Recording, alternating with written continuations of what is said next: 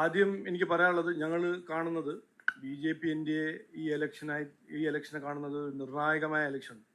കേരളത്തിൻ്റെ രാഷ്ട്രീയ ചരിത്രത്തിൽ ഏറ്റവും നിർണായകമായ ഇലക്ഷനായിട്ടാണ് ഞങ്ങൾ ഇതിനെ കാണുന്നത്. ഞങ്ങൾ മാത്രമല്ല, ജനങ്ങളും ഇങ്ങനെ കാണുന്നു എന്നാണ് ഞങ്ങളുടെ ഒരു വിശ്വാസം.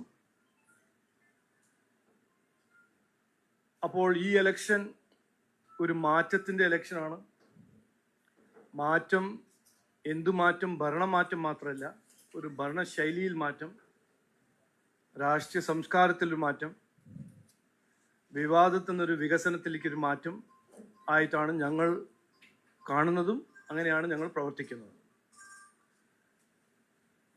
ഇപ്പോൾ കഴിഞ്ഞ ഇത് ജനങ്ങളെ ഏറ്റെടുക്കുന്നുണ്ട് എന്നാണ് ഞങ്ങളുടെ വിശ്വാസം. ഇത് ജനങ്ങളെ മനസ്സിൽ കയറുന്നുണ്ട്. ഇതൊരു നിർണായകമായ ഇലക്ഷനാണ്, മാറ്റം വേണം എന്ന് അതിനും ഞങ്ങൾ വിശ്വസിക്കുന്നു. കഴിഞ്ഞ 4 ദിവസം CPM കോൺഗ്രസ് പറയുന്നതും ചെയ്യുന്നതും നമ്മളൊന്ന് പരിശോധിച്ചാൽ ജനങ്ങൾ ഈ മാറ്റം ആവശ്യപ്പെടുന്നുണ്ടെന്ന് നമുക്ക് കൃത്യമായി മനസ്സിലാക്കാൻ കഴിയും. 2 ഉദാഹരണമായിട്ട് ഞാൻ പറയാൻ ഇന്ന് ആഗ്രഹിക്കുന്നു. ഒന്നാമത്തത്, ഇന്നലെ മിനിഞ്ഞാന്ന് ബഹുമാനപ്പെട്ട മുഖ്യമന്ത്രി, 10 കൊല്ലം ഭരിച്ച മുഖ്യമന്ത്രി, എല്ലാം ശരിയാവും എന്നൊരു വാഗ്ദാനം കൊടുത്ത് വോട്ട് നേടിയ ഒരു മുഖ്യമന്ത്രി, എല്ലാം ശരിയാവും എന്ന വാഗ്ദാനം കൊടുത്ത് 2 മാൻഡേറ്റ് നേടിയ മുഖ്യമന്ത്രിയോട് ഒരു യോഗത്തിൽ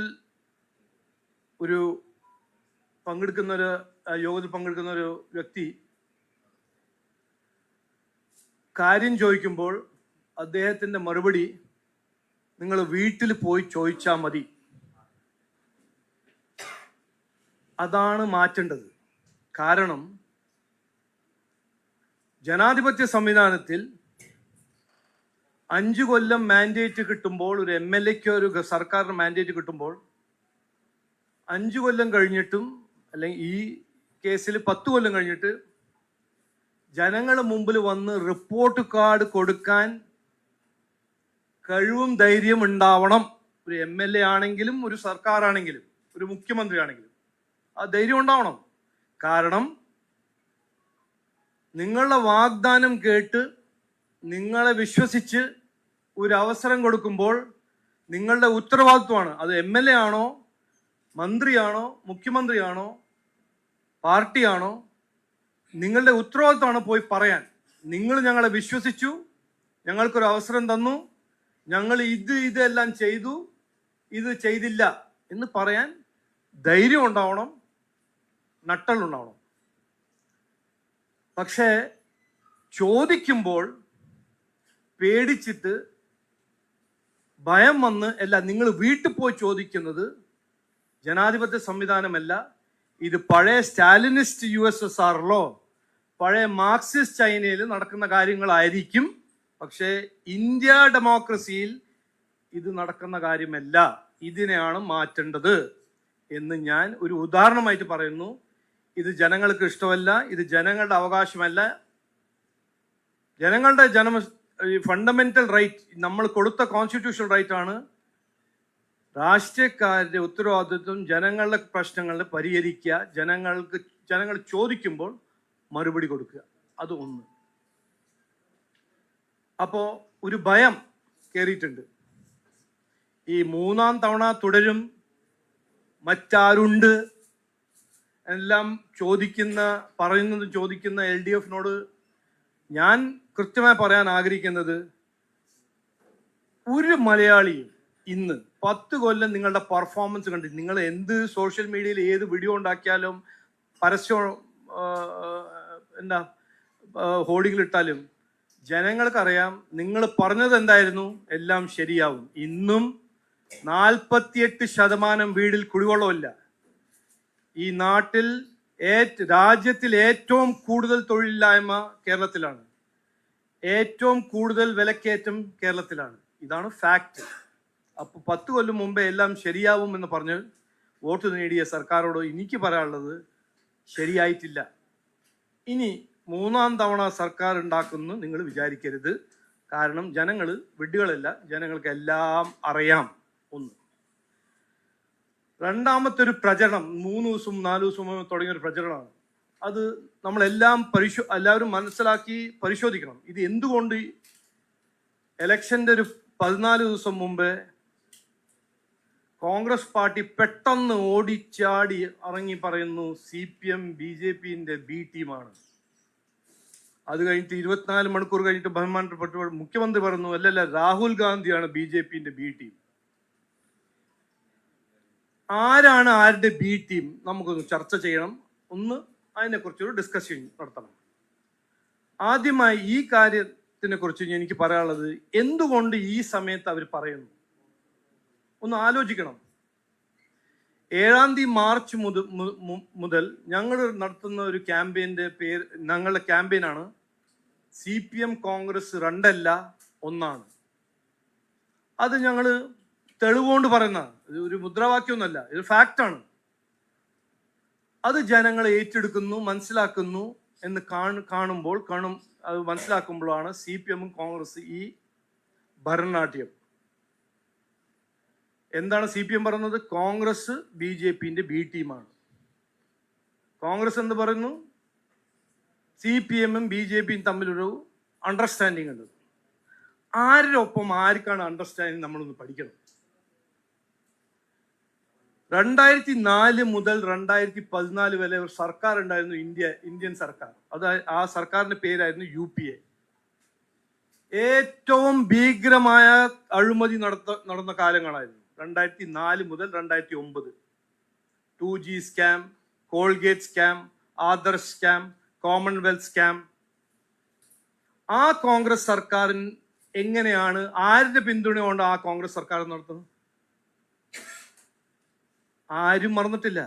CPMന്റെ പിന്തുണ കിട്ടിയിട്ടാണ് ആ സർക്കാർ നടന്നത്, കോൺഗ്രസിന്റെ സർക്കാർ. ആരായിരുന്നു A ടീം, ആരായിരുന്നു B ടീം? ആലോചിക്കേണ്ടത്. ഓക്കെ. പിന്നെ 27 സംസ്ഥാനത്തിൽ 8 യൂണിയൻ ടെറിട്ടറീസിൽ ആരാണ് ഒരുമിച്ച് രാഷ്ട്രീയം ചെയ്യുന്നത്, പോളിറ്റിക്സ് ചെയ്യുന്നത്? ഇന്നും തൊട്ടടുത്ത് തമിഴ്നാട്ടിൽ നടക്കുന്ന ഇലക്ഷനിൽ ആരാണ് ഒരുമിച്ച് മത്സരിക്കുന്നത്? അത് CPM കോൺഗ്രസ് അല്ലേ. അപ്പൊ ആരാണ് A ടീം, ആരാണ് B ടീം? അവരെന്നെ തീരുമാനിക്കട്ടെ. ഇതിലൊരു അഭിപ്രായ വ്യത്യാസം ഇല്ലല്ലോ. ഒരുമിച്ച് പോളിറ്റിക്സ് ചെയ്യുന്നത് CPMഉം കോൺഗ്രസ് ആണ്. 27 സംസ്ഥാനം, 8 യൂണിയൻ ടെറിട്ടറീസ്, തമിഴ്നാട് ഇപ്പോൾ നടക്കുന്ന ഇലക്ഷനിലും. പിന്നെ എന്തുകൊണ്ട് BJPനെ ഇതിൽ ഉൾപ്പെടുത്തുന്നു? ശ്രദ്ധ തിരിക്കാൻ. ഞാൻ പിന്നെ ഇനിയും പറയാം. ഇപ്പോ നടന്ന ലോക്കൽ ബോഡി ഇലക്ഷനിൽ, ഇപ്പോ നടന്ന ലോക്കൽ ബോഡി ഇലക്ഷനിൽ കൊടുങ്ങല്ലൂർ മുനിസിപ്പാലിറ്റി, ഞാൻ ഉദാഹരണമായിട്ട് പറയാം. അതുപോലെ ഒരു 10-15 ഉദാഹരണമുണ്ട്. കൊടുങ്ങല്ലൂർ മുനിസിപ്പാലിറ്റിയിൽ BJP NDAക്ക് 40% വോട്ട് കിട്ടി. കോൺഗ്രസ് മൊത്തം വോട്ട് LDFന് ട്രാൻസ്ഫർ ചെയ്തില്ലേ ജയിപ്പിക്കാൻ. അപ്പൊ ആരാണ് A ടീം, ആരാണ് B ടീം? മറ്റൊരു ഉദാഹരണം, തിരുവൻവണ്ടൂർ ഗ്രാമപഞ്ചായത്ത്, ആലപ്പുഴ ജില്ല. NDAക്ക് 2020 5 സീറ്റ് കിട്ടി. പക്ഷേ ആരുടെ സഹായത്തോടാണ് LDF അവിടെ ഭരിച്ചത്? UDFന്റെ സഹായം, കോൺഗ്രസിന്റെ സഹായം. ആരാണ് A ടീം, ആരാണ് B ടീം? 2020 ഞാൻ നേമം മണ്ഡലം, എന്റെ മണ്ഡലമാണേ. അപ്പോൾ അതിന്റെ കുറച്ചൊരു എക്സ്പെർട്ടീസ് പഠിച്ച വ്യക്തിയാണ്. അതൊന്നും നമ്മൾ പരിശോധിക്കാം. 2006 കോൺഗ്രസിന്റെ N ശക്തൻ അവിടെ ജയിച്ചപ്പോൾ കോൺഗ്രസിന് 51% വോട്ടുണ്ടായിരുന്നു. അടുത്ത ഇലക്ഷൻ 11 ഇലക്ഷൻ കോൺഗ്രസിന്റെ വോട്ട് മൊത്തം 34% വോട്ട് ട്രാൻസ്ഫർ ചെയ്ത് ശിവൻകുട്ടിക്ക്, CPM ശിവൻകുട്ടി. കോൺഗ്രസിന്റെ വോട്ട് ലെവൽ 17%. ശിവൻകുട്ടി ജയിച്ചു. UDF കാൻഡിഡേറ്റ് ചെറുപ്പറ രവി ഒരു കോൺഗ്രസ്കാരനായിരുന്നില്ല, ജനതാദളായിരുന്നു, അദ്ദേഹത്തിനെ തോൽപ്പിച്ചു. 16 കോൺഗ്രസിന്റെ വോട്ട് ഷെയർ, അതേ നിയമമണ്ഡലം, കോൺഗ്രസിന്റെ വോട്ട് ഷെയർ 11.5% വോട്ടിൽ നിന്ന് 9.5 വോട്ടായി പെർസെന്റായി. ആർക്കാണ് വോട്ട് കിട്ടിയത്? CPM സ്ഥാനാർത്ഥി. എന്റെ ഇലക്ഷൻ 2024 ലോക്സഭ ഇലക്ഷൻ കോൺഗ്രസ് എങ്ങനെ ജയിച്ചു? CPI CPM വോട്ട് ട്രാൻസ്ഫർ ചെയ്തിട്ടല്ലേ കോൺഗ്രസ് ജയിച്ചു. അപ്പോൾ ഇതിനെക്കുറിച്ച് കുറെ പറയാനുണ്ട്. ജനങ്ങളെ വിഡ്ഢിയാക്കേണ്ട ഈ B team C team A ടീമിന്റെ പ്രചരണം കോൺഗ്രസും CPM ഒരുമിച്ച് ചെയ്യുമ്പോൾ നമ്മൾ ഇന്ന് ആലോചിക്കേണ്ടത്, ഒന്ന്, അത് നുണയാണ്. ഓക്കെ, അത് നമ്മളെല്ലാവരും സമ്മതിക്കും, ഞാനിപ്പോ പറഞ്ഞല്ലോ. പക്ഷെ എന്തുകൊണ്ട് ചെയ്യുന്നു? ഭയം. കോൺഗ്രസിന് മനസ്സിലായിട്ടുണ്ട്, അവരാ തന്ത്രം. ലോക്കൽ ബോഡി ഇലക്ഷൻ കഴിഞ്ഞിട്ട് അവരൊരു പ്രചരണം ഉണ്ടായിരുന്നല്ലോ, ഞങ്ങൾ 100 സീറ്റ് ജയിക്കും, 100 സീറ്റ് ജയിക്കും. അതിപ്പോ 100 സീറ്റൊന്നും എത്താൻ പോകുന്നില്ല, 40 തന്നെ ക്രോസ് ചെയ്യുന്നു. അവർക്ക് സംശയമുണ്ട്. എങ്ങനെങ്കിലും ഒരു സമുദായത്തിന്റെ വോട്ട് കൺസോളിഡേറ്റ് ചെയ്യണം എന്ന് അവരുടെ ഒരു ആഗ്രഹം, അവരൊരു പൊളിറ്റിക്കൽ തന്ത്രം, രാഷ്ട്രീയ തന്ത്രം. അതെങ്ങനെയാണ് ചെയ്യേണ്ടത്? CPM BJPന്റെ ഒപ്പമുണ്ടെന്ന് പ്രചരണം നടത്തിയാൽ ആ സമുദായത്തിന്റെ വോട്ട് മൊത്തം കോൺഗ്രസിന് കിട്ടുമെന്ന് അവരുടെ ഒരു രാഷ്ട്രീയ പ്രതീക്ഷ. എന്തുകൊണ്ട് അവർ ഇങ്ങനെ ചെയ്യുന്നു? തെലങ്കാനയിൽ ഞാൻ പ്രഭാരിയായിരുന്നു. തെലങ്കാന ഇലക്ഷനിൽ ഇത് കോൺഗ്രസ് നടത്തിയതും അത് സക്സസ്ഫുൾ ആക്കിയ ഒരു തന്ത്രമാണ്. അവിടെ BRS എന്ന പാർട്ടി അതിന്റെ ആന്റി ഇൻകമൻസി വോട്ട് പിടിക്കാൻ പോകുന്നത് BJP ആയിരുന്നു. പെട്ടെന്ന് ഇലക്ഷന്റെ 10 ദിവസം മുമ്പേ, 15 ദിവസം മുമ്പേ അവരൊരു പ്രചരണം നടത്തി. കോൺഗ്രസ്, BRSും BJPയും തമ്മിലൊരു അന്തർധാരണ ഉണ്ട്. മുസ്ലിം വോട്ട് മൊത്തം, ആ ഒരു സമുദായത്തിന്റെ വോട്ട് മൊത്തം പോയി കോൺഗ്രസിന്റെ പിന്തുണച്ചു. ഇതൊരു ഐറണിയല്ലേ? തെലങ്കാനയെ ഒപ്പോസ് ചെയ്ത കോൺഗ്രസ് പാർട്ടീനെ ജയിപ്പിക്കുന്നത് തെലങ്കാന ഭരിക്കാൻ. അത് അതിന്റെ കാരണം എന്തായിരുന്നു? അതിന്റെ പിന്നിൽ എന്തായിരുന്നു തന്ത്രം? ഇത് BJPയും BRS തമ്മിലൊരു അന്തർധാരണയുണ്ട്, അതുകൊണ്ട് ഞങ്ങൾക്ക് വോട്ട് തരും, അവർക്ക് വോട്ട് കിട്ടി. ആ തന്ത്രം ഇവിടെ അവർ ഉപയോഗിക്കാൻ ശ്രമിക്കുന്നു. ഞാൻ ഏറെ ബഹുമാനത്തോട് പറയാണ് കോൺഗ്രസ്സുകാരോടും, ഇത് ഇവിടെ നടക്കില്ല. ഇവിടുത്തെ ജനങ്ങൾ തെലങ്കാനയിലെ ജനങ്ങളല്ല. ഇവിടെ എല്ലാം അറിയും, എല്ലാം പഠിച്ച് ആലോചിച്ച് മനസ്സിലാക്കി എന്തുകൊണ്ടാണ് നിങ്ങൾ ഈ പ്രചരണം നടത്തുന്നത്, ഈ നുണ എന്തുകൊണ്ട് പറയുന്നു, ആരാണ് A ടീം ആരാണ് B ടീം എന്ന് കൃത്യമായി ഇവിടുത്തെ ജനങ്ങൾക്ക് മനസ്സിലാക്കാൻ കഴിയും. അതുകൊണ്ട് ആ ഒരു ഭയം ഉണ്ട് കോൺഗ്രസ് പാർട്ടിക്കും CPIനും. ഈ ഇലക്ഷൻ ഒരു മാറ്റത്തിന്റെ ഒരു ഇലക്ഷനാണ്. ഇവിടെ രാഷ്ട്രീയ സംസ്കാരം മാറ്റും, ഭരണം മാറും. അത് മാത്രമല്ല, ഈ വിവാദ രാഷ്ട്രീയം നമ്മൾ കണ്ട് മടുത്ത് ജനങ്ങൾ മതിയായി എന്ന് പറയുന്ന വിവാദ രാഷ്ട്രീയം മാറി ഒരു വികസന രാഷ്ട്രീയം ഇവിടെ ജനങ്ങൾ കൊണ്ടുവരും എന്ന് പറഞ്ഞ് വാക്ക് ചുരുക്കുന്നു.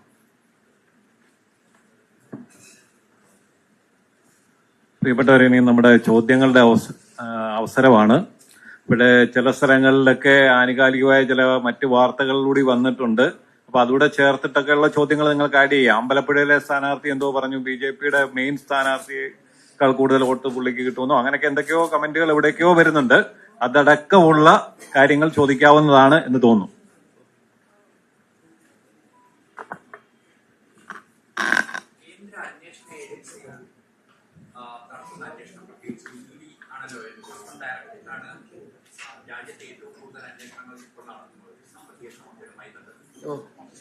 സംസ്ഥാനത്ത് നിരവധി അന്വേഷണങ്ങൾ നടത്തി. എന്തെങ്കിലും റിസൾട്ട് ഉണ്ടായതായിട്ട് അറിയാമോ? പ്രത്യേകിച്ചും ഈ സർക്കാരുമായി ബന്ധപ്പെട്ട കൈവരവ് തൊട്ട് മുഖ്യമന്ത്രിയുടെ മകളുടെ മകന്റെ ഒക്കെ ഇടപാടുമായി ബന്ധപ്പെട്ട്, സ്വർണ്ണക്കടത്തുമായി ബന്ധപ്പെട്ട് ഒക്കെ എൻഫോഴ്സ്മെന്റ് ഡയറക്ടറേറ്റ് അന്വേഷണം നടത്തി എന്തെങ്കിലും റിസൾട്ട് ഉണ്ടായതായി അറിയാമോ? ആദ്യം എനിക്ക് അതിനെക്കുറിച്ച് പറയാനുള്ളത്, അതിന്റെ പിന്നില് ആരെങ്കിലും ഇതുവരെ നടത്തിയിട്ടുണ്ടെങ്കിൽ BJPന്റെ ലീഡർ ഷോൺ ജോർജ് ആണ്. അദ്ദേഹം എത്ര കേസ് ഫയൽ ചെയ്തിട്ടുണ്ട്, അതിന്റെ പിന്നില് അദ്ദേഹം നന്നായി വർക്ക് ചെയ്തിട്ടുണ്ട്. ഞങ്ങൾ 100% പിന്തുണയും കൊടുത്തിട്ടുണ്ട്. നോക്കൂ, ED കോർട്ട് സിസ്റ്റം അത് നാഷണൽ ഹെറൾഡ് കേസാണോ, എക്സാലോജിക് കേസാണോ, 2G സ്കാം കേസാണോ, കോർട്ടിന്റെ സ്പീഡും കോർട്ടിന്റെ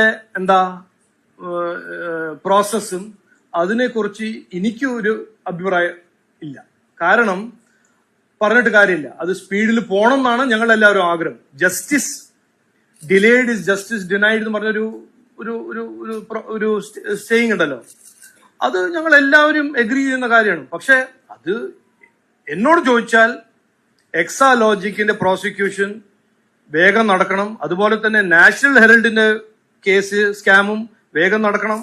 2G അപ്പീലും വേഗം നടക്കണം. ലാവ്ലിൻ കേസിന്റെ അപ്പീലും വേഗം നടക്കണം. ഇതെല്ലാം കറക്റ്റാണ്. പക്ഷെ ജഡ്ജിമാര് എന്തു ചെയ്യുന്നു, ഏത് സ്പീഡിൽ ചെയ്യുന്നു, അത് എനിക്കറിയാലോ. എന്റെ ഒരു ഡെഫമേഷൻ കേസ് 24 കോൺഗ്രസ് എന്റെ എതിരെ പറഞ്ഞ ഒരു കേസ്, അതിന് വലിയ താല്പര്യമുണ്ട് അവരെല്ലാം ജയിലയക്കണമെന്ന്. അത് 100% താല്പര്യമുണ്ട്. പക്ഷെ അത് 2 കൊല്ലമായി അതിങ്ങനെ പതുക്കെ പോകുന്നു. അതാണ് നമ്മുടെ കോർട്ട് സിസ്റ്റം.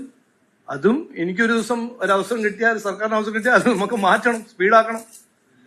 പക്ഷെ അതെടുത്ത് ഒരു സെലക്റ്റീവായിട്ട് നെറേറ്റീവ് നമ്മളെ രാഹുൽ ഗാന്ധി എന്ന വിദ്വാൻ മുമ്പോട്ട് വെക്കുമ്പോൾ, അത് ഞാൻ പറഞ്ഞില്ലേ, അവര് വലിയ വിദ്വാന്മാരാണ്. എന്തെങ്കിലും എടുത്ത് എന്തെങ്കിലും പറയാം. നമ്മളുടെ കോർട്ട് സിസ്റ്റം എത്രയോ ഡിലേ ചെയ്യുന്ന ഒരു കോർട്ട് സിസ്റ്റമാണ്. ഇതാണ് സത്യം. അതിൽ സെലക്റ്റീവായിട്ട് ഒരു പാർട്ടിക്ക് ഈ പാർട്ടി BJP എന്ന ഒരു അല്ലെങ്കിൽ NDA ഒരു മുന്നണി സ്പെഷ്യൽ ഡിസ്പെൻസേഷൻ കാണിക്കുന്നുണ്ടെന്നൊരു പ്രചരണം 100% തെറ്റാണ്, സില്ലിയാണ്, ബേസ്ലെസ് ആണ്, ഫൗണ്ടേഷൻ ഇല്ലാത്തതാണ്. അറിയാത്ത ആൾക്കാർ അത് പറയുന്നു, അല്ലെങ്കിൽ ഡെലിബറേറ്റ് ആയിട്ട് ആ പ്രചരണം നടത്തുന്നു. അതാണ് എനിക്ക് പറയാനുള്ളത്. മൗനം പാലിക്കുന്നു ഞങ്ങളോ? അയ്യോ, അങ്ങനെ പറയല്ലേ. എന്നോട് പറഞ്ഞത് ഞങ്ങൾ കൂടുതൽ സംസാരിക്കുന്നതാണ്. എന്താ മൗനം പാലിക്കുന്നത്? നോക്കൂ, ഞങ്ങളുടെ കാര്യങ്ങൾ ഞങ്ങൾ കൃത്യമായി പറഞ്ഞിട്ടുണ്ട്. ഇനിയിപ്പോ എല്ലാ ദിവസവും പറയേണ്ട ആവശ്യമില്ല. അത് ജനങ്ങൾ തീരുമാനിക്കും. ഇതിപ്പോ ഇലക്ഷന്റെ സമയമല്ലേ. ഞങ്ങൾ പറയേണ്ടത് ഞങ്ങൾ പറഞ്ഞു. എന്താണ് ഞങ്ങൾ പറഞ്ഞത്? 2 കാര്യം ശബരിമലയെ കുറിച്ച് ജനങ്ങളുടെ മുമ്പിൽ ഞങ്ങൾ എല്ലാ ദിവസവും പറയുന്നുണ്ട്, വീടായിട്ട് കയറി പറയുന്നുണ്ട്. എന്താണ്? ഒന്ന്, 2018 ഈ സർക്കാരിന് പിന്തുണ കൊടുക്കുന്ന UDF-ഉം ഉപദ്രവിച്ചു. അവിടുത്തെ സംസ്കാരങ്ങൾ ഡിസ്റപ്റ്റ് ചെയ്യാൻ ശ്രമിച്ചു. ആയിരക്കണക്കിന് ഞങ്ങളുടെ വിശ്വാസികളെ ജയിലിൽ അയച്ചു. 3000 പേരെതിരെ കേസ് ഫയൽ ചെയ്തു. തന്ത്രിനെ ജയിലിൽ അയക്കണം എന്ന് പറഞ്ഞു. ഞങ്ങളുടെ BJP അന്നത്തെ സംസ്ഥാന പ്രസിഡന്റ് ശ്രീധരൻ പിള്ളേനെ ജയിലിൽ അയക്കണമെന്ന് ആര് ആവശ്യപ്പെട്ടു? കോൺഗ്രസ്സുകാര്. ഇന്നെന്താ നമ്മൾ കാണുന്നത്? സുപ്രീം കോർട്ടിൽ ഒരു യൂട്ടേൺ അല്ല, ഒരു നാണമില്ലാത്തൊരു യൂട്ടേൺ. ഇന്നെന്താണ് സംസ്ഥാന സർക്കാർ പറയുന്നത്? ദേവസ്വം ബോർഡ് ആണ് പറയുന്നത് എന്ന് പറഞ്ഞ് അവര് പറയുന്നു തന്ത്രിയാണ് തീരുമാനിക്കുന്നത്. അങ്ങനെ അപ്പൊ ബുദ്ധി അന്ന് ഉണ്ടായിരുന്നില്ലേ? അത് ഞങ്ങൾ പറയുന്നുണ്ടല്ലോ. പിന്നെ 2ാമത്തെ കാര്യം, ഞാൻ മാത്രമല്ല, ഞങ്ങളുടെ അമിത്ഷാജിയും പറഞ്ഞിട്ടും പ്രൈം മിനിസ്റ്റർ നരേന്ദ്രമോദിജിയും പറഞ്ഞിട്ട്, ഈ സ്വർണ്ണക്കൊള്ളേന്റെ പിന്നിൽ ആരാണെങ്കിലും ഉണ്ണികൃഷ്ണൻ പോറ്റി മാത്രമല്ല ഇതിന്റെ പിന്നില് മന്ത്രിമാരുണ്ട്, കോൺഗ്രസിന്റെ മന്ത്രിമാരുണ്ട്, LDF-ന്റെ മന്ത്രിമാരുണ്ട്. ഞങ്ങൾ അവരെ വിടില്ല. അത് ഞങ്ങൾ ഉറപ്പാണ്, ഗ്യാരണ്ടിയാണ്. മോദിജി അവിടെ വന്നപ്പോ പറഞ്ഞു ഇത് മോദിജിന്റെ ഗ്യാരണ്ടിയാണ്.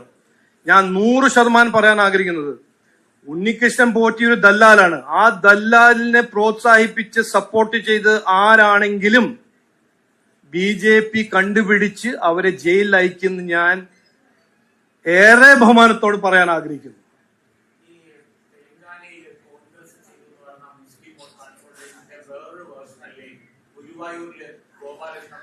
നോക്കൂ, അതിനെക്കുറിച്ച് ഞാൻ കൂടുതൽ സംസാരിക്കാൻ എനിക്ക് കഴിയില്ല. കാരണം ഒരു കേസ് ഫയൽ ചെയ്തിട്ടുണ്ട്. അപ്പൊ ഞാൻ പറഞ്ഞത് കറക്റ്റ് അല്ല. ഞങ്ങള് നോക്കൂ, ഒരു മതത്തിന്റെ എതിരെ പറയാൻ ഞങ്ങൾ സമ്മതിക്കില്ല. ഓക്കെ, അതില് ഇവിടെ ഒരു ഇഫും ഇല്ല, ഒരു ബട്ടും ഇല്ല. ഞാൻ BJP NDAന്റെ നിലപാട്, BJP NDAയിൽ BJP ഉണ്ട്, 2020 ഉണ്ട്, BDJS ഉണ്ട്, മറ്റു എത്രയോ പാർട്ടീസ് ഉണ്ട്. ഞങ്ങളുടെ പാർട്ടിയിൽ എല്ലാ സമുദായത്തിന്റെ ലീഡേഴ്സും ഉണ്ട്. ഞാൻ എത്രയോ തവണ പറഞ്ഞാണ്, ഞങ്ങൾ എല്ലാവരെയും ബഹുമാനിക്കും, എല്ലാ മതത്തിനെയും ബഹുമാനിക്കും, എല്ലാ വിശ്വാസികളെയും ബഹുമാനിക്കും, അവരെ അവകാശങ്ങളും ഞങ്ങൾ സംരക്ഷിക്കും. അതാണ് BJP NDAന്റെ നിലപാട്. ഇതിൽ ഒരു ഇഫിൻ ബട്ടില്ല. ആരെങ്കിലും തെറ്റ് ചെയ്താൽ നിയമപരമായ അവർക്ക് പണിഷ്മെന്റ് കോർട്ട് വഴി കിട്ടും എന്നാണ് ഞാൻ ഇന്ന് പറയുന്നത്. എന്തോ അല്ല, അതൊരു കോർട്ട് ഇപ്പൊ ഒരു അഡ്ജുഡിക്കേഷൻ ലീഗൽ പ്രോസസ് ആയല്ലോ. എന്നിട്ട് ഞാൻ എന്തിനാണ് അതിന് സപ്പോർട്ട് ചെയ്യാൻ നോക്കുന്നത്? അത് നടക്കട്ടെ. അല്ല ഇതില് അല്ല നോക്ക്, ഒരു മിനിറ്റ്. അദ്ദേഹത്തിന്റെ വീഡിയോ ഞാൻ അന്ന് രാത്രി കണ്ടു. അദ്ദേഹം ഒരു കാര്യം പറഞ്ഞു, അതിൽ രണ്ട് അഭിപ്രായമുണ്ട്. ഒന്ന്, ഒരു സമുദായത്തിന്റെ എതിരെ പറയുന്നു ഒരു അഭിപ്രായം. മറ്റൊരു അഭിപ്രായം, അദ്ദേഹം പറയുന്നു ഗുരുവായൂരാണ്, ഞാൻ എന്നൊരു ഹിന്ദു വിശ്വാസി, ഗുരുവായൂർ വിശ്വാസി, എനിക്കൊരു അവസരം തരുമെന്നാണ് മറ്റൊരു അഭിപ്രായം. അത് എന്താണ് കൃത്യമായിട്ട് ലീഗൽ പ്രോസസ് വഴി നമ്മൾ കണ്ടുപിടിക്കാം. അത് ഹേറ്റ് സ്പീച്ച് ആണെങ്കിൽ ആ ഹേറ്റ് സ്പീച്ചിന്റെ നിയമത്തിൽ പ്രാവധാനം ഉണ്ടല്ലോ.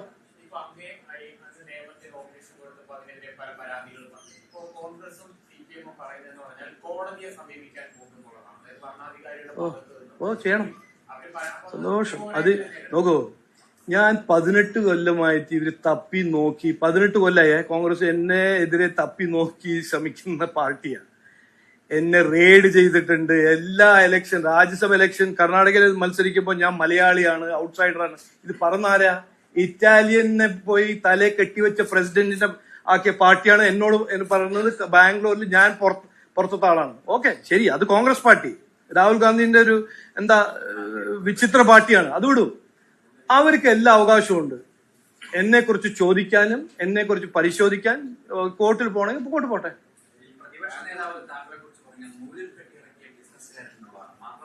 നോക്കൂ, ഒന്നും പറയാനില്ലെങ്കിൽ നോക്കൂ, CPM-കാര് എന്നെ കുറിച്ച് പറയുന്നത് ഞാൻ വ്യവസായിയാണ്, കോൺഗ്രസ്സുകാര് പറഞ്ഞു എനിക്ക് മുണ്ടെടുക്കാൻ അറിയില്ല, മലയാളം ശരിക്കും പറയാൻ അറിയില്ല, ഞാൻ വ്യവസായിയ ബിസിനസ്മാനാണ്. K. മുരളീധരൻ എന്ന കരുണാകരന്റെ മകൻ ഒന്നും ചെയ്തിട്ടില്ല ജീവിതത്തിൽ. കരുണാകരന്റെ മകനായ ഒരു ഭാഗ്യശാലി ഒരു വ്യക്തിയാണ്. എന്നോട് പറയാണ് തിരുവനന്തപുരത്ത്, ഇയാൾക്ക് മലയാളം അറിയില്ല, അവിടെ കോർപ്പറേറ്റ് ആണ്, കോർപ്പറേറ്റ് സ്റ്റൈലിൽ പ്രവർത്തിക്കുന്നത്. ഞാൻ 20 കൊല്ലമായിട്ട് രാഷ്ട്രീയത്തിലാണ്. 20 കൊല്ലം 3 തവണ MP, 3.5 കൊല്ലം മന്ത്രിയായ വ്യക്തിയാണ്. അപ്പൊ എന്നെ ഒരു കോർപ്പറേറ്റ് എന്ന് വിളിക്കുമ്പോ പറയുന്ന ആളാണ് വിഡ്ഢി, ഞാനല്ല. ഓ പറഞ്ഞോട്ടെ. ഞാൻ അവിടെ പരവൂർ പോയ ആളാ. 20 കൊല്ലമായി കുത്തിയിരിക്കുന്ന ഒരു MLA, ഒന്നും ചെയ്യാത്തൊരു MLA ഞാൻ പറയുന്നല്ലോ. അവിടെ ഒരു അദാലത്ത് നടന്നപ്പോ 5000 പേര് വന്നു, 3000 സംതിങ് ആൾക്കാർ വന്നു. കുടിവെള്ളമില്ല, വീടില്ല, റോഡില്ല, ഇലക്ട്രിസിറ്റി ഇല്ല. എന്നിട്ടാണ് MLA. അല്ല അതല്ല പറയാം, അത് വർദ്ധിക്കുന്നുണ്ട്. കാരണം ഇതുവരെ എന്താണ് ഞാൻ മാറ്റം എന്ന് പറയുന്നത്? ഇതുവരെ ഈ കേരള രാഷ്ട്രീയത്തിൽ CPM വീണാൽ UDF-ന് അവസരം, UDF വീണാൽ CPM-ന് അവസരം. അതായിരുന്നല്ലോ ഇതുവരെ രീതി. 70 കൊല്ലം. അതാണ് മാറാൻ പോകുന്നത്. ഇനിയിപ്പോ ജനങ്ങളുടെ മുമ്പിൽ ഒരു മൂന്നാമത്തെ ഓൾട്ടർനേറ്റീവ് ഉണ്ട്. ശരിക്കും മൂന്നാമത്തെ അല്ല, രണ്ടാമത്തെ ഓൾട്ടർനേറ്റീവ്. ഇവര് രണ്ടും ഒന്നാണ്. NDA മറുവശത്ത് ഒരു ഓൾട്ടർനേറ്റീവ്. അതാണ് ഞാൻ പറയുന്നത്. അല്ല പിന്നെ അങ്ങനെ എന്നെ ഭീഷണിപ്പെടുത്താൻ അത് പ്രതിപക്ഷ നേതാവൊന്നും ശ്രമിക്കണ്ടേ, പറഞ്ഞാൽ മതി.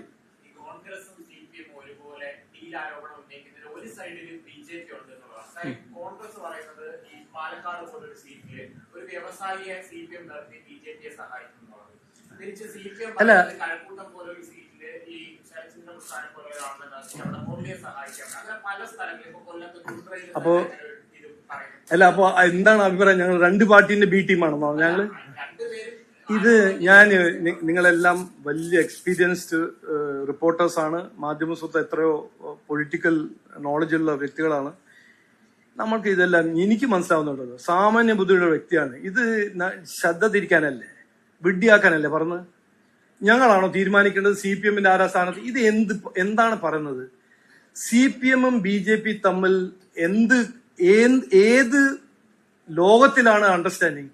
ഞങ്ങൾ എത്രയോ പ്രവർത്തകരെ കൊന്ന പാർട്ടിയല്ലേ CPM.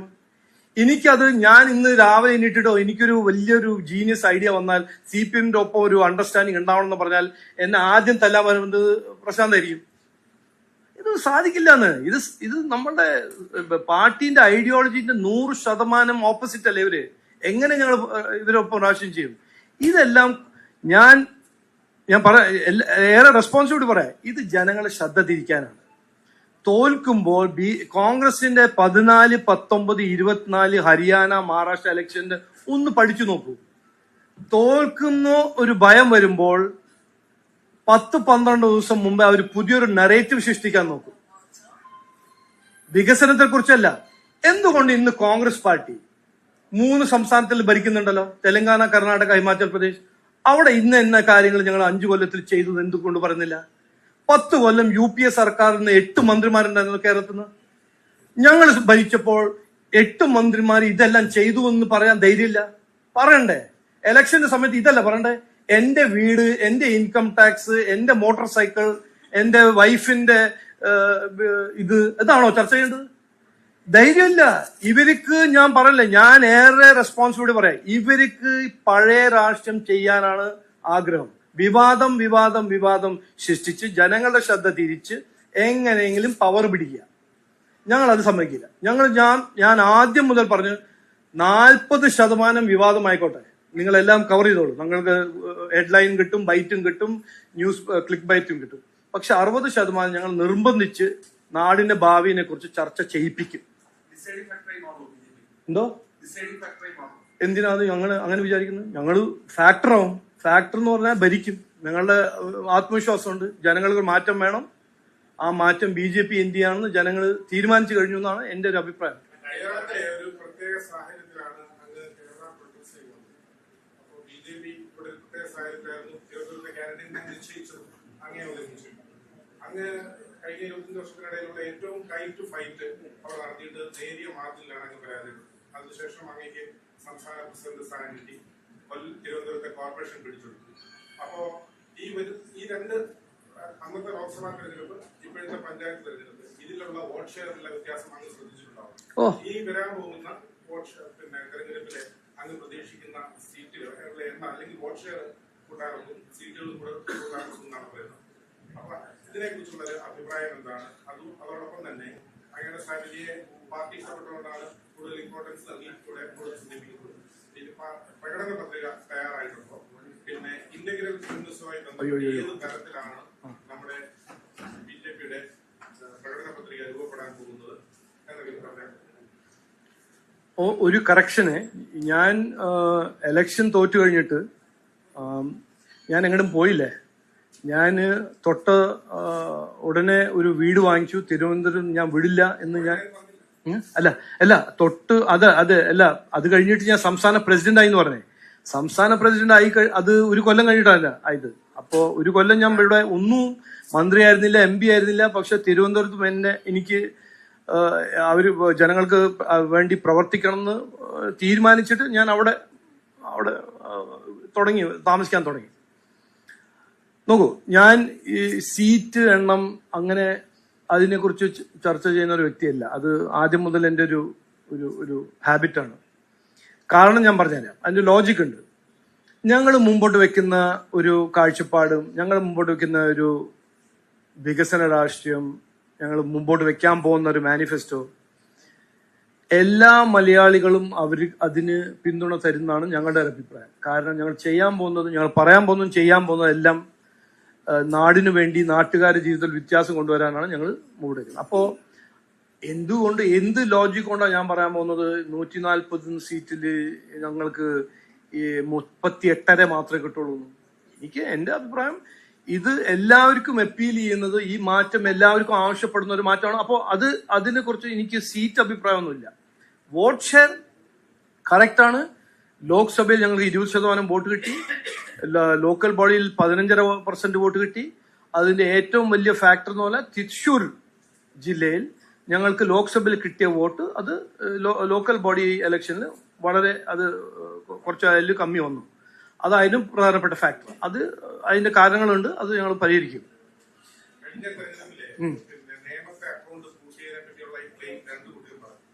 കോൺഗ്രസ് പറഞ്ഞു ഞങ്ങളാണ് അക്കൗണ്ട് പൂട്ടിച്ചതെന്ന് പറഞ്ഞു, CPM പറഞ്ഞു ഞങ്ങളാണ് പൂട്ടിച്ചത്. രണ്ടുപേരാണ് പൂട്ടിച്ചത്. അതല്ല ഞാൻ പറഞ്ഞു A ടീം B ടീം.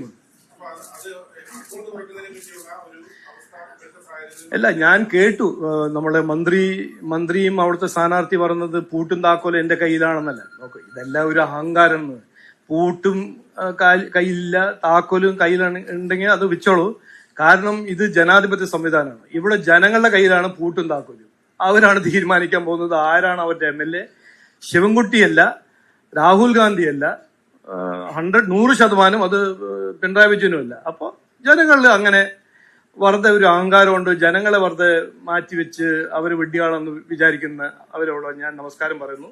ഞാൻ അങ്ങനെ ആലോചിക്കുന്നു വിചാരിക്കുന്ന ആളല്ല.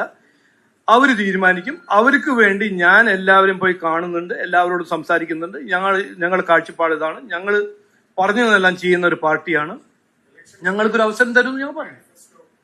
മാനിഫെസ്റ്റോ ഞങ്ങൾ വേഗം റിലീസ് ചെയ്യും. അല്ല, ഫ്രീ ബീസ് എന്ന് നിങ്ങൾ ഡെഫിനിഷൻ എന്താണെന്ന് അറിയില്ല. ഫ്രീ ബീസിന്റെ ഡെഫിനിഷൻ എനിക്ക് അറിയില്ല. ഫ്രീ എന്താ?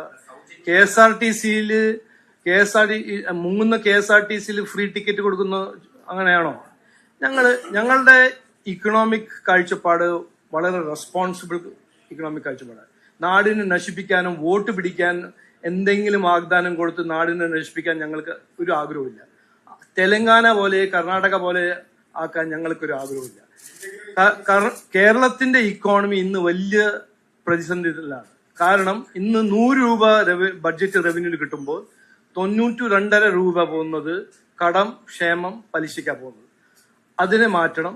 അതിൽ കൂടുതൽ നമ്മൾ വർദ്ധിച്ചില്ലെങ്കിൽ, അതിന് ഇൻവെസ്റ്റ്മെന്റ് കൊണ്ടുവന്നില്ലെങ്കിൽ, ഇക്കണോമിക് ആക്ടിവിറ്റി കൂടിയില്ലെങ്കിൽ ഏത് ഫ്രീ ബി ആണെങ്കിലും നമുക്ക് വെറുതെ വാഗ്ദാനം കൊടുക്കാൻ മാത്രമേ കഴിയുള്ളൂ. അത് ചെയ്യാൻ പറ്റില്ല. അങ്ങനെയല്ല ഞങ്ങളുടെ കാഴ്ചപ്പാട്. ഞങ്ങൾ മുമ്പോട്ട് വെക്കുമ്പോൾ, ഞങ്ങളുടെ മാനിഫെസ്റ്റോ മുമ്പോട്ട് വെക്കുമ്പോൾ നിങ്ങൾക്ക് മനസ്സിലാവും. ഓ,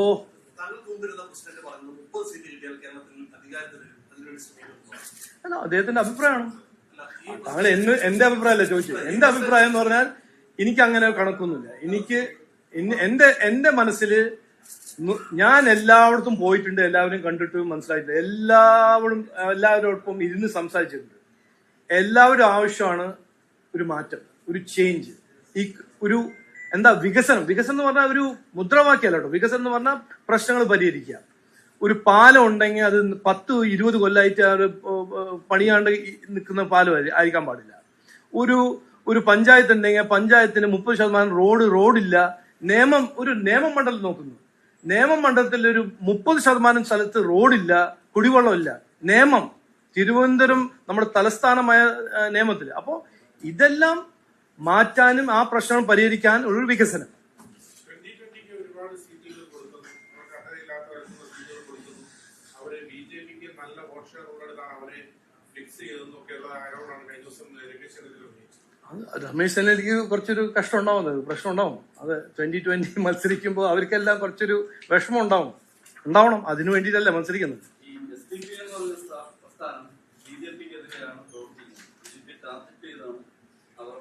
ആര്? SDPI, ജമാഅത്തെ ഇസ്ലാമി രണ്ടും. ഓ, SDPI അത് മുസ്ലിമിനോട് ചോദിക്കും, കോൺഗ്രസിനോട് ചോദിക്കും. അവർക്ക് പിന്തുണ കൊടുക്കുന്നത് UDF അല്ലേ? SDPIയും ജമാഅത്തെ ഇസ്ലാമിയും തലേ കെട്ടിവെച്ച് ഇവിടെ സാധാരണ മുസ്ലിംസിന്റെ തലേ കെട്ടിവെക്കുന്നത് ജമാഅത്തെ ഇസ്ലാമിനെയും SDPIനെയൊക്കെ തലേ കെട്ടിവെക്കുന്ന ആരാണ്? അത് ചോദിക്കേണ്ടത് നിങ്ങളാണ്. UDF അല്ല ചെയ്യുന്നത്. അത് എന്തുകൊണ്ട് ചെയ്യുന്നു? ഇതെല്ലാം ഞാൻ ആദ്യം നിലമ്പൂർ ബൈ ഇലക്ഷനിൽ പറഞ്ഞ കാര്യമാണ്. ഇത് അപകടമാണ്. ഈ ഒരു വോട്ടിന് വേണ്ടി എന്തും ചെയ്യും എന്നൊരു രാഷ്ട്രീയം നാടിന് അപകടം ഉണ്ടാക്കും വരാൻ പോകുന്ന കാലത്ത്. ജമാഅത്തെ ഇസ്ലാമിന്റെ കാഴ്ചപ്പാടും ജമാഅത്തെ ഇസ്ലാമിന്റെ ലക്ഷ്യം നിങ്ങൾക്ക് എല്ലാവർക്കും മനസ്സിലാവണമെങ്കിൽ ഒന്ന് ബംഗ്ലാദേശ് നോക്കിയാൽ മതി. എന്നിട്ട് നമ്മുടെ ഗ്രാൻഡ് മുഫ്തി പ്രൈം മിനിസ്റ്ററിനെ കണ്ടപ്പോൾ എന്തു പറഞ്ഞു? ഞാൻ മുസ്ലിം സഹോദരന്മാരോട് പറയാൻ ആഗ്രഹിക്കുന്നു.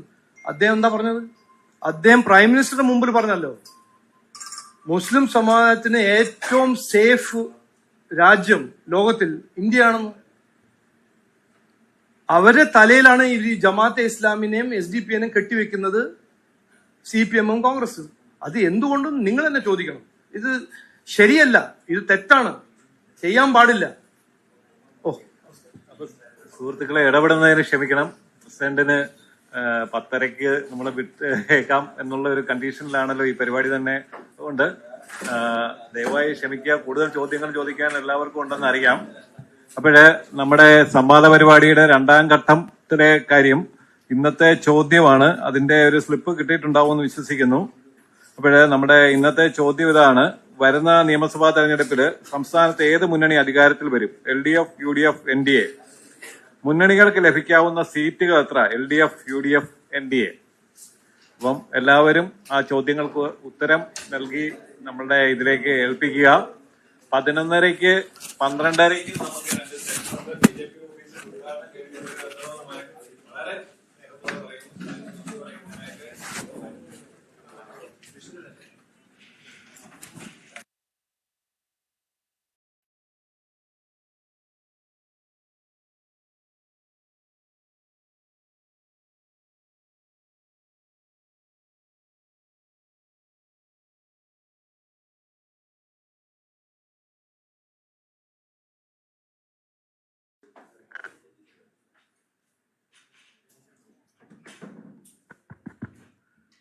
പ്രിയപ്പെട്ടവര്, നമ്മുടെ വോട്ടും വാക്കും പരിപാടി വളരെ സജീവമായി മുന്നേറിക്കൊണ്ടിരിക്കുകയാണ്. തിങ്കളാഴ്ച ആരംഭിച്ച ഈ പരിപാടി ഓരോ ദിവസം കഴിയുന്തോറും കൂടുതൽ ജനശ്രദ്ധ ആകർഷിച്ചു വരുന്നു എന്നതിൻ്റെ തെളിവാണ് നമ്മളുടെ അതിഥികളുടെ എണ്ണം. ആദ്യ ദിവസം സംസ്ഥാന ധനമന്ത്രിയാണ് ഈ പരിപാടി ഉദ്ഘാടനം ചെയ്തത്.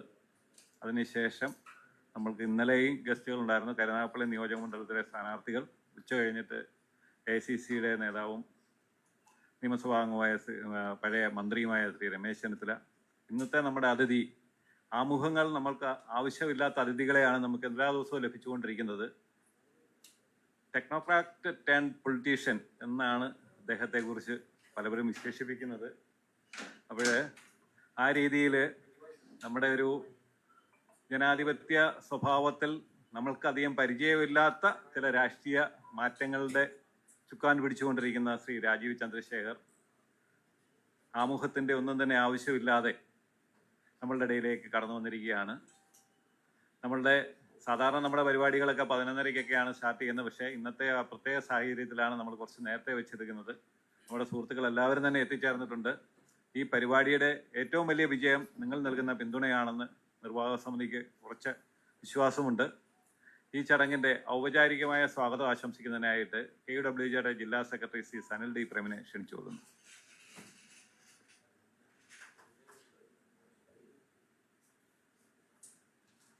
പ്രിയപ്പെട്ടവരെ, നമ്മുടെ ഇന്നത്തെ അതിഥി എന്ന് പറയുന്നത് വളരെ ഇമ്പോർട്ടൻ്റ് ആയിട്ടുള്ള ഒരു വ്യക്തിത്വമാണ്. കാരണം BJPയുടെ സംസ്ഥാന പ്രസിഡന്റ് ശ്രീ രാജീവ് ചന്ദ്രശേഖർജിയാണ്. അദ്ദേഹം ഇന്ന് ഇവിടെ എത്തിയിട്ടുള്ളതെന്ന് പറഞ്ഞാൽ BJP ജില്ലാ കമ്മിറ്റി ഓഫീസിൻ്റെ ഉദ്ഘാടനവുമായി ബന്ധപ്പെട്ട് എത്തിയതാണ്. അതിന് മുന്നോടിയായിട്ട് കുറച്ച് സമയം നമ്മുടെ കൊല്ലത്തെ മാധ്യമപ്രവർത്തകരെ നേരിൽ കാണുന്നതിനും ഇന്നത്തെ രാഷ്ട്രീയ സാഹചര്യങ്ങൾ ചർച്ച ചെയ്യുന്നതിനുമൊക്കെ അദ്ദേഹം സമയം കണ്ടെത്തി. അതിലുള്ള അദ്ദേഹത്തോടുള്ള നമ്മുടെ പ്രസ് ക്ലബിൻ്റെയും നമ്മുടെ മാധ്യമപ്രവർത്തകരുടെയും ഒക്കെ സ്നേഹവും കടപ്പാടും ഒക്കെ ഞാൻ അദ്ദേഹത്തെ അറിയിച്ചു കൊള്ളുകയാണ്. ഇപ്പോൾ നമുക്കെല്ലാവർക്കും അറിയാം, സവിശേഷമായ ഒരു രാഷ്ട്രീയ സാഹചര്യമാണ് ഇന്ന് കേരളത്തിൽ നിലനിൽക്കുന്നത്. തെരഞ്ഞെടുപ്പിന് ഇനിയും ഏതാനും ദിവസങ്ങൾ മാത്രമാണ് ബാക്കിയുള്ളത്.